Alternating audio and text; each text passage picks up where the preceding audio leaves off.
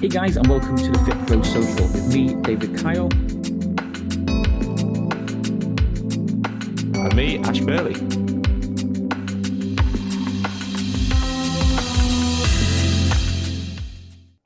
Hey guys, and welcome to a brand new Fit Pro Social. Today we've got a special guest, Justin Devonshire, coming on to talk to us all things fitness business growth, living out of the UK, Instagram, kind of Instagram organic, which I've seen a lot of stuff that you've talked about, and then we'll obviously find out where Ash has been on holiday recently as well. So it's a good thing. I'll tell you something else I do want to talk to you a little bit about today, Justin, if that's okay. I know you've posted a lot of stuff about AI recently. I thought it'd be quite interesting to talk about your thoughts on that as well, which I want to kind of drop in there. But yeah, it's awesome. I mean, I think Dave and Justin, you guys spoke a few times, but last time we spoke was quite a while back. We've just chatted before this, wasn't it, about maybe 2020 sometime. Obviously, a lot of things have changed since then. So do you want to just tell people who are listening, basically just quickly who you are, what you do, and what things have changed over the past few years? Yeah, great to be here, guys, as always. And so, my name's Justin Devonshire. I'm a co-owner with my business partner, James Calderbank, of the Transform Hub, which is our main fitness gym brand. We have a couple of other smaller brands as well, but Transform Hub is the main one if you want to go and look it up. And since last time we spoke, Ash was back in 2020 when the unspecified virus of Chinese origin was among us. We can't say that word for YouTube, but when that was all going on, we had at the time two gyms. We had two locations, large group functional training studios, and we were about to open a third one. And everything went into lockdown then, and we spoke then because you came and helped out a lot of my audience. I work with a lot of gym owners and fit pros and mentor them on business skills. And you guys came and showed them how to transition online and do all that stuff, which is great.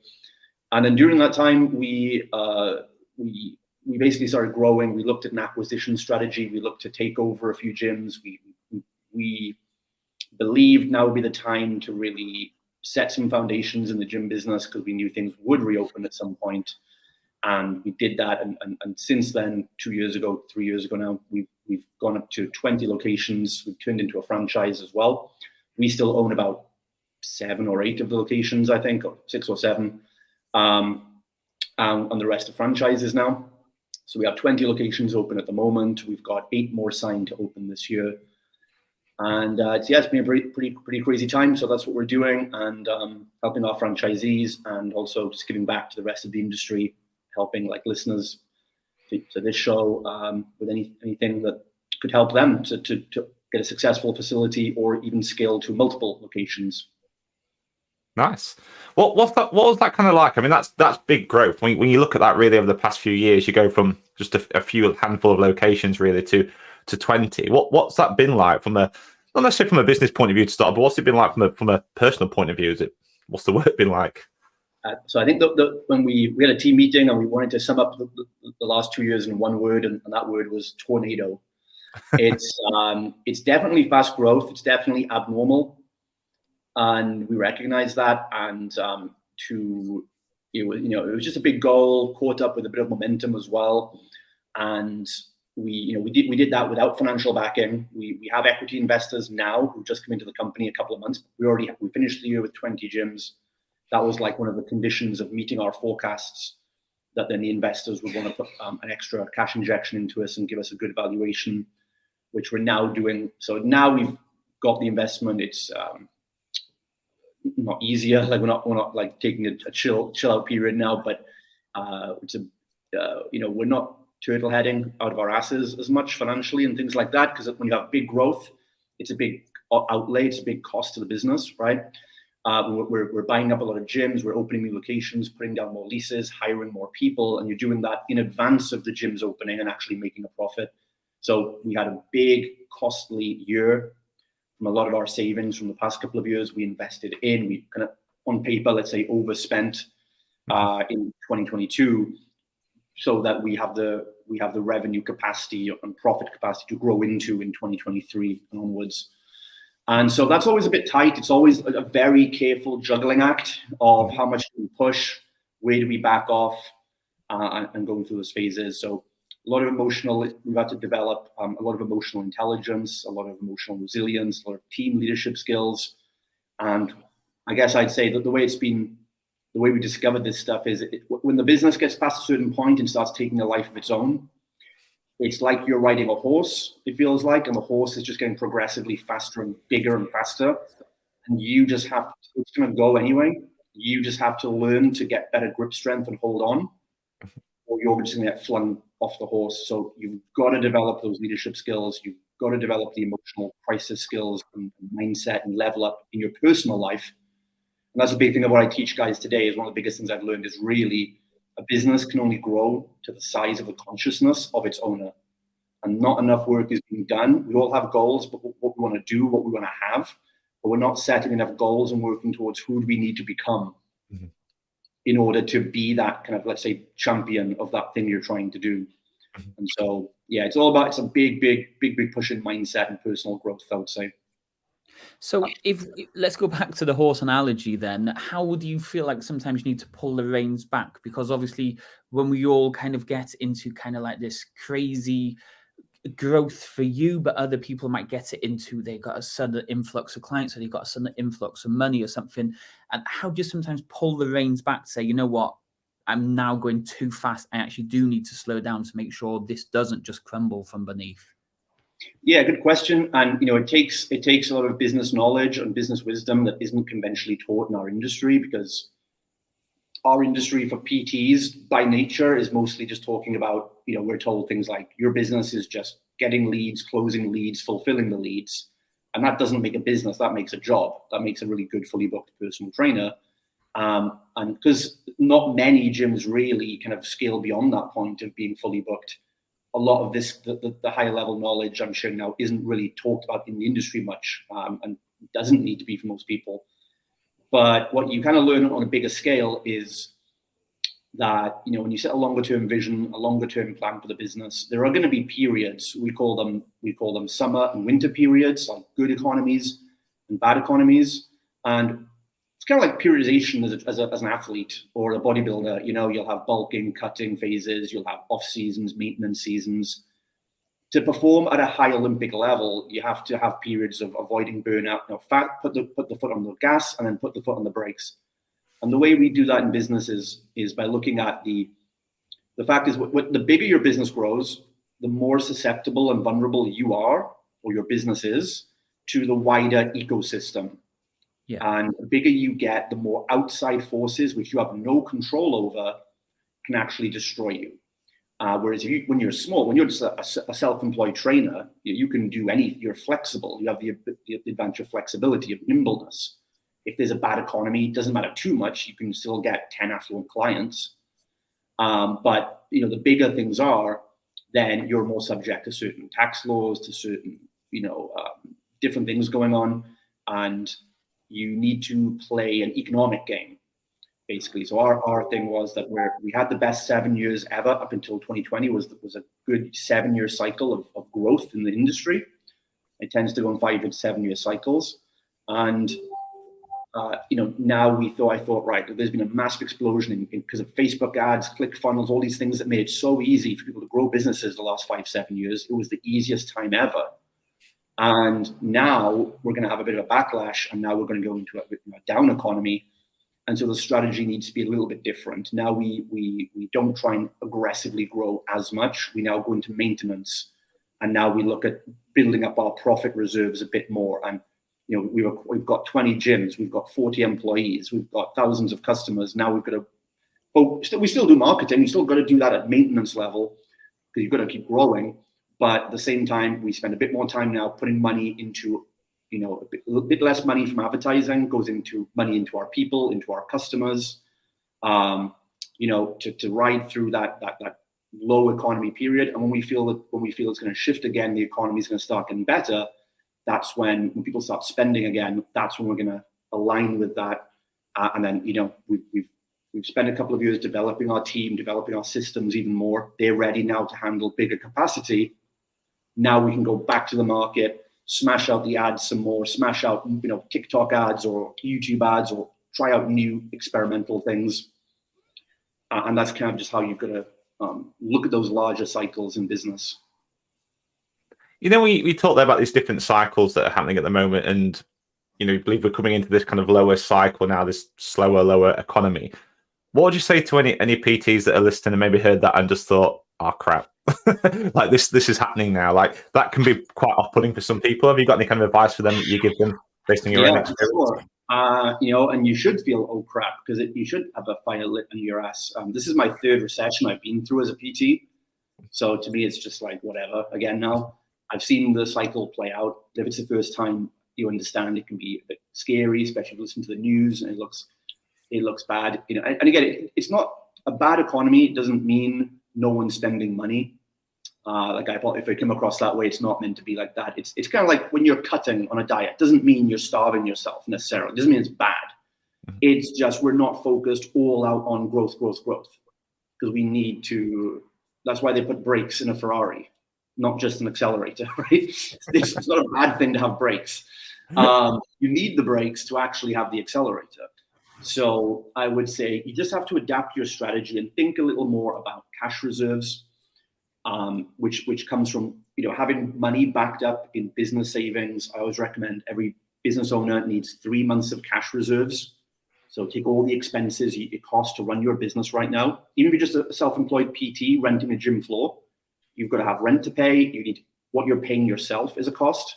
So if you need a 3K a month salary, then that factors into the business, what the business has to pay out each month to be fulfilling for you.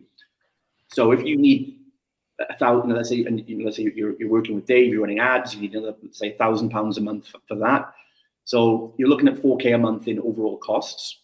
Then your goal should be to get 3 times that, so 12K in purely aside in profits, like a cash reserve. Because that means if the worst happened, like, I don't know, an unspecified virus from Chinese origin came about, the trainers that have already done that, they were okay because they could actually keep all the lights on, keep marketing, keep paying their rent, not have to fire any staff, keep paying themselves for 3 months as a buffer zone to eventually get back on track. We had more than 3 months reserves, so we were actually able to take advantage of opportunities. So I always like 3 to 6 months of cash reserve protects you from threats. It mitigates outside threats. It's like your shield. So you can just take a beating for 3 months of no clients coming in, but you'll eventually get back on your feet. Whereas the gym owners or PTs that had nothing, they're done. They're overnight done. If you can actually be disciplined enough to get 6 months or more of cash reserves, that allows you to maximize opportunities that come in a down recession. That's like your sword. So 3 to 6 months is your shield, your defense. 6 months plus means you can go on the offense. So that's what we did. So we saw that in a down economy, you want to go and buy undervalued assets, whether that's Bitcoin crashing down, gyms going under, staff even, like Facebook ads went dirt cheap during lockdown for us because there's less demand for Facebook ads. So we were getting like $1 leads again. It was like 2014 all over again. So you get undervalued. That's the way you're look at that. In a down economy, you tend to get undervalued assets that you want to start buying up, so that when the economy goes back up again, they go up in value, and then you're way better off than before. So to kind of wrap it up in simple terms for the PTs, just focus on profit building. It means getting profits from your existing customers, focus on lifetime client value, focus on over-delivering on results, putting more money into your service, rather than trying to fight the recession and try and get 100 customers. Use it as a chance to just put body armor around your company. So if somebody's watching this now and they're looking to open that second studio, or maybe it's 5 or 6 months away, but they've put the groundwork in now, and you're saying there is going to be a period of bad times coming over the next couple of months, over the next year, what should they be doing now to make sure that they can still open this second studio and not have to panic or worry or just have to completely scrap it? So one thing is, I'm not sure how specific the audience is listening to this, but one thing is that if you're running if you're charging premium rates, if you're doing large groups or even boot camps or semi-private, if you're charging more than £100 a month as a large group trainer, you're considered the premium level. that is actually the business model that most protects you against down economies anyway. It's the 20, 30 quid a month memberships that actually get the most cancellations because they're the least invested, they're the least committed. And the large group trading model was actually invented back up, kind of in 2008 as a response to the big real estate crash in America, when a lot of PT clients shifted to doing groups of 1 to 8 or 1 to 12. And it was so large group training is actually meant to be a more affordable version of PT, not a more expensive version of a shitty gym. So if you're running that model anyway, you've already got a lot of things in place, because these clients that pay $100 a month for their fitness are not the people that are as affected by recessions. These are the people that care about their health. They are generally going to make a bit more money, have more disposable income, have a better mindset. So they are least impacted by economics anyway, right? So that's good. If you are not doing that, then it sounds counterintuitive. But one of the first things you want to do is make sure you're charging a premium service. Lamborghinis are not having problems selling right now, but budget cars are, right? So you don't want the masses with less money. You want the 200 people in your town who can afford 100 to 200 quid a month. Anyone can do that, right? Any town can do that. So that's the first thing you want to batten down, go more premium. It makes sense, right? Really makes sense. In a recession, just target people with money, not the people who are losing their jobs all the time, right? So that's where the best thing is your overall business model. If you've got that in place, then a lot of the tactics and strategies you're already doing will be fine. Keep running your Facebook ads, keep doing your front end offers, go online even, or have online hybrids. That's going to be really good right now. Because online coaching also is really best suited to an affluent audience. So I'm guessing most people watching this are kind of on those lines already. So again, there's no need to fear about it. Be diligent, be cautious, don't overspend on stuff. Watch where you're spending, and just focus on building profit, not just revenue. I like that. That's good. I'll tell you what, I want to move the conversation still a little bit back to your business. You mentioned there you had obviously a business partner as well. I also know your business partner's in the UK and you're not in the UK. So how's that worked throughout this whole process? You've obviously grown from where you was to where you are now, being in 2 different countries, building your team up. How's that dynamic actually worked? How have you found that experience?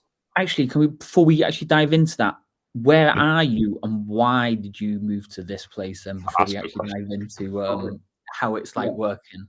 So I live in Cyprus, over in the Mediterranean. So I moved here 12 years ago to kind of open my first fitness boot camp out here. So I started. I wanted to come to a good place first and then build my business rather than do it in the UK. So I came here 12 years ago, and then I've opened a couple of studios, sold them. After doing that a couple of times, I then got into consulting with the gym owners, and that's where I met James in 2017, 2018. He was a client of mine. He came to one of my events. I saw he had really good potential. He just opened the first Transform Hub studio, and he was filling it up. He was doing really well. I could see he had potential, and so we spoke about then partnering together, bringing all my resources, my systems, knowledge, everything to really scale it. And that's how we then got into business together and took the Transform Hub up from there. So that's how we started working together. And how it works right now is, so the hardest part was going from 1 to 3 locations, getting all the main systems dialed in, getting everyone kind of comfortable with that, getting James to step out completely from all the technical tasks. 3 onwards then was a lot more smoother because the systems and everything was in place. And right now, I mean, I'll still fly to the UK once a month at least or something. And most of our time now is spent from a top-down approach. So I'm mostly working with the franchisees. James still works a lot more with the internal gyms we still have and the staff there and the managers there. I work more with the franchisees, very much like in a mentoring capacity like I do with other gym owners. So we'll be doing live workshops every week with them, just keeping up with them, setting goals and targets every day on WhatsApp. And then when we're in the UK, we'll tend to do a lot of site visits, audits. We do retreats with our franchisees. So it works very similar to a regular mentorship. But we're just getting our franchisees developing their skills and knowledge and systems. So if we look at franchisees, then why should I buy into a franchise rather than just have my own brand, my own business, my own location? Like, what really is the difference for those people who are like, I don't want to be part of them, I want to be me? Yeah, good question. And so, I think what's happened is I really believe that not everyone is cut out to be an entrepreneur, but a lot of people are cut out to be intrapreneurs. And a good economy, the last 7 years we had, it kind of made everyone think they can be a business owner because ads were dirt cheap, websites were so cheap. Like we had those 7 years of absolute growth from 2012 to 2020. And you've got experts out there, people telling like anyone can make £1 million in 90 days, right?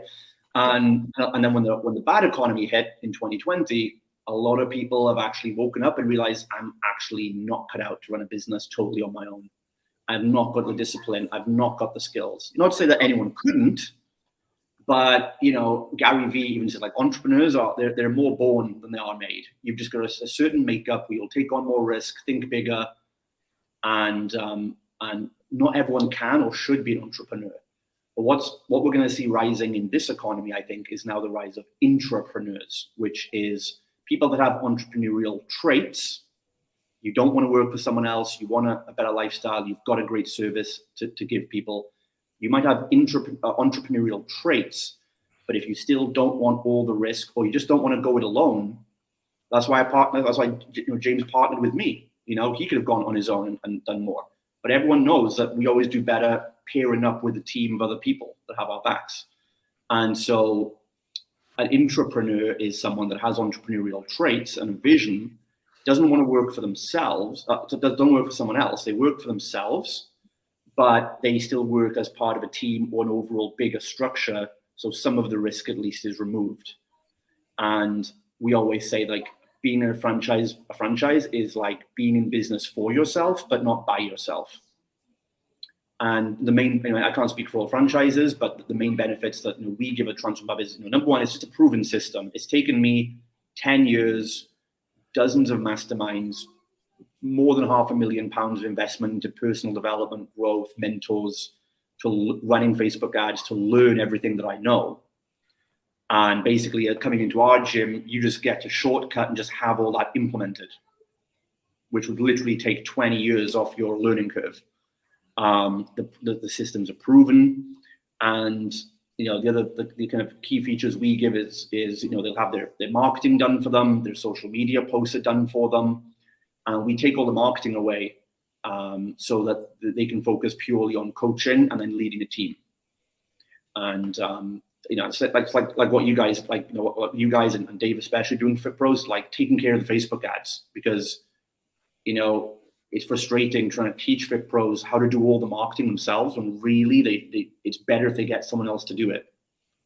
We all know let the marketing people focus on what they love to do. Let Dave do what he loves to do all day, and so you can then focus on doing what you love, which is coaching and leading a business and leading a team and having time off. So that's what we like. That's what we're trying to create with the franchises. Take a proven system, have the stuff that you don't like and you're not that good at taking care of for you. And ultimately, what a lot of guys have doing, a lot of my clients, my Fit Pro clients, have actually asked to join our franchise and convert their gyms over because they said, what, it just looks more. I want to do it as part of a team. I want the daily accountability. I want to share the wins with a network of other gym owners. I want to come to the events you guys do. I want to go through challenges with you guys. I want to share my wins with you guys. And again, I think that's a big part of collaboration, and people just want to do it together. I think that's one of the biggest benefits of franchising overall. It kind of comes back to why people go to the type of gyms that we do, because it's the community aspect, it's togetherness, it's all kind of like fighting the same battle. Yeah, when you've got that support and people around you who are all kind of thinking the same things, all driven by the same things, and it just inspires and motivates everyone else. But what I was wanting to ask was, you mentioned you had 20 staff or 40 staff. I can't remember what he said. So we've got about 10 40 employees right now. And we've had a bit of a turnaround in staff over the last year. Ash, when he had his gym and stuff, he's obviously had a lot of staff that he's gone through, and we've talked about this in other episodes before. But how are you managing to manage all these staff and make sure you're only handpicking the right ones and you're removing the bad eggs and stuff? Yeah, I mean, that's a podcast in itself, but I think 99% of staff problems come down from selecting the wrong person, right? If you, like any relationship, you select the right person, there's just, no one's perfect, but if you select the right person, no employee will come in perfect either. There is no perfect employee. You have people who have good potential and the right traits that you can then grow those traits and grow them into that potential they have. So it's learning how to recognize what you need. And one quote I'm sure everyone's heard is hire for personality and train for skill. But no one defines what personality actually means, right? And so they hire the first person that looks good and says the right stuff. To us, we've defined personality means literally someone that has an aligned vision, that same shared vision as our company, and embodies our core values as a company. So if they believe the same things and they have the same behavioral values, the relationship can just easily work from there. And that's what we're rigorous about. And the problem is most gym owners or PTs don't have clearly defined vision, core values, or culture, because they think, well, I have to be a big company to think about vision and core values. And it's actually the other way around. You only the big companies become big by having a vision and core values, because that means it's the filtering process to get the right people on the bus with you. So you can only have a happy marriage or relationship if you have a shared vision and core values with that person.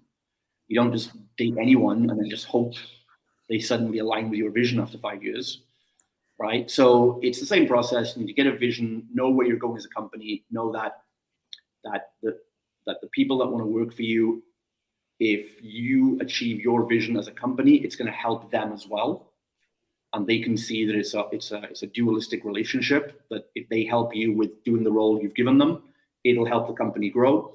And helping the company grow will give them new roles and responsibilities and skills in the future that they want. And then they can see it's a synergistic relationship.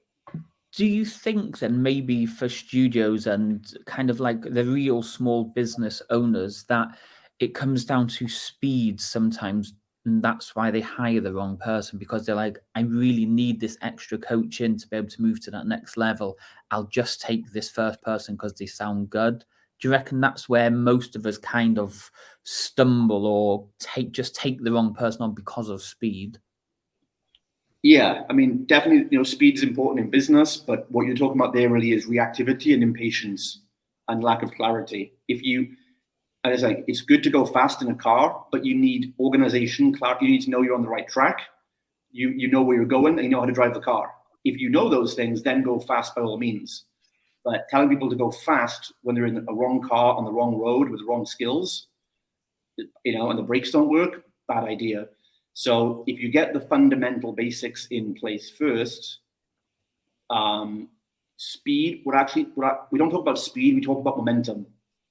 Because in physics, if you have the right foundations, like if the wheels in your car are sleek and working and it's on the right road, momentum happens from outside forces. The car will just go faster beyond the speed it's capable of. So when you have the right foundations in place, you know who you're looking for, you've got the right roles set up for them, you've got good training and systems, you've got leads coming in to fuel the growth, then you'll get momentum. Things will happen faster because you'll more easily find people. You'll more easily onboard them. Clients will come in and sign up swifter, get results faster, which brings in more people, which means you have to hire more people. So that's momentum is what you want to look at, not speed.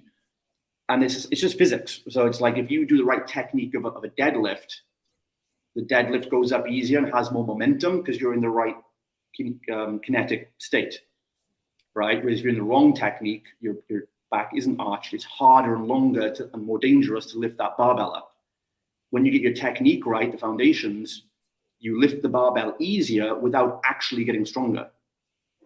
So it's the same thing. It's the same kinetic forces and physics in business. If you get the right smooth foundations, you're lifting things with the right technique, it will just happen faster. So it's not about forcing, like trying to run faster. It's getting the smoothness dialed in. Momentum will come. And that's when it's a mindset shift to try and keep up with that momentum then. I like that. I can definitely relate to that. When I first started out employing people, bringing people on, I had exactly the same problem. I was very, very reactive to a need. And I think because of that, it was just like quickly try and find somebody in, and would tend to get the wrong people in. It wasn't really until we put the systems and things in place, understand what we actually wanted from that staff, but also from the business and for me as well. I very quickly started to realize understanding people don't think about what you can give to them. When you only think about what you're going to get from them, you'll just get any trainer will do, right? When you think, but what can I give to this person? What job can I give them? And how can I promote them in 1 year? What skills can I give to them? Because they're committing to you just as much as you're committing to them, right? And that's the thing people don't think about. So I always ask trainers when they say, I can't get staff, I say, well, answer one question. Like Dave said, why should someone take on franchising? I'll say the same thing. Why should a PT quit what they're doing, quit their stable job or the opportunity to work for themselves and choose to commit their life to work for you? Tell me in 10 seconds why they should do that. And most gym owners can't. That's why you don't get good staff wanting to work for you. Do you think that's more important now than what it was maybe in the past? The reason I'm asking that question is completely separate business. Yeah. Do you think it is a big difference now compared to what it was, say, 10, 15 years ago? Yes, more important because now people have more options to just like go online, do it themselves. You know, they have more options to do it themselves now. And so, yes, you have to give people a good reason. We look at it as our opportunity to redefine employment and give new jobs and careers in this industry is what this industry is lacking a long time. Mm-hmm. When I was coming up the ranks, my dream job was to be a manager at JJB Sports Gym. That's what it was called back then, because there was nothing else. I couldn't go and work for a boot camp or a large group training facility that did all this stuff. All you'd get is minimum wage, wiping sweat off treadmills and health clubs. And that's why you do it for a short time and then have to go and get a real job as an accountant or something. We have an opportunity as gym owners now, or an online coach, to create real careers that people can come and work for you, and they can proudly tell their parents and family about that. Yes, I'm a head senior coach at blah, blah, blah fitness facility. We couldn't do that 10 years ago, but now we have an opportunity to reinvent careers in this industry, and that's what's been sorely lacking, I think. Nice. Okay, so we're coming to a close. Well, let us try and squeeze two more questions in. I've got a question, and then Ash has got the AI question. And my question now then is going to be: you've been talking a lot recently about Instagram, I've been seeing, and some organic strategies. Are you allowed to share some of those organic strategies with us? And kind of, if not, sure, what kind of things should we be considering? Yeah, I've only got like 1 minute as well, but yeah, we can definitely. Instagram, I think, is severely undertapped by most gym owners and online coaches. It's a bit more prevalent with online coaches, but for gym owners, they're not looking at Instagram. It's the best market to be on right now, and you have the ability to still outbound connect with your prospects one-on-one, which you can't do on a Facebook page. You can add them as a friend on a personal Facebook. But with Instagram, you can have your gym with your logo and everything, which I actually recommend. And you can, so one tactic I'm doing right now to get leads is just go on your gym Instagram page and follow, let's say you target women in the local area, 30 plus women, go and follow 100 women in your area. If you can't find them, then just simply go and search for a local hair salon or a beauty salon in your town. Look at they'll have 1,000 followers. Click on the followers and just start following 100 women in your town. If your Instagram looks good, your content is good, then 10% of them will follow you back. We're doing this every day right now. They'll follow 10%, 10 people follow you back, send them an icebreaker message on DM, like, hey, thanks for the follow, really appreciate it. Are you in the area? And then maybe like a third of those, like 3 or 4 of those will actually respond back to you and be like, yeah, I am. Oh, I love your page. Oh, my friend comes to you. Or I've seen what you're doing. Can I have more info? And that's literally how we're getting, like, just that one strategy is getting us 3 to 4 DM leads a day just by doing that. Nice. And I've got like 17 more Instagram strategies, which I teach in my organic marketing program, but that's just like a quick hack you guys can use right now. That's cool. That's simple hack as well, which I always quite like. Just quickly on that as well, to try and get this last question, because I think we've got like 30 seconds or so. So you mentioned there about your Instagram looking good, the content looking good. I've seen you posting a lot about AI recently. I know you've been playing around with it a little bit. What are your thoughts, just generally briefly, on people using AI to create content, and are people going about it exactly the right way at the moment, do you think? So yeah, I think we're quite early on this with the AI. So, you know, we can definitely use it to create good content and collapse some time. There's a lot of AI built into Canva as well, and there's some tools you can use. So we're using it to create like member-based content at the minute. So member-based content for your Facebook groups can be a little more generic. So it's a bit easier for beginners to AI. You can absolutely make amazing, authentic looking content with AI, but for most people, it's easier to start with a bit more generic stuff for your members. So yeah, we teach about like using it for that right now as a time saver. Mm-hmm. So you can then focus on more like outbound marketing, organic stuff, the Instagram stuff, or chasing up your Facebook leads, things like that. So there'll be much more potential for it in the future, but definitely start playing with ChatGPT and start. I've got a workshop online somewhere we can link for you guys, and you can start doing that for sure, just to save some time. Cool. Justin, appreciate you coming on today and sharing the many different areas that we've gone through this conversation. I'm sure we'll definitely get you on further down the line, see when you get to 30, 40 locations and kind of learn a little bit more. But no, appreciate you coming on today. For anybody that is listening or watching, do reach out to Justin. You can see his tag there is Justin_Devonshire on Instagram, or just look for the Transform Hub and you'll probably be able to connect with him that way. But no, appreciate you coming on, and yeah, we'll speak to you again soon. All right. Thanks a lot, guys. Anytime. Cheers. Thanks a lot. Bye. Hey guys, and welcome to the Fit Pro Social with me, David Kyle. And me, Ash Burley.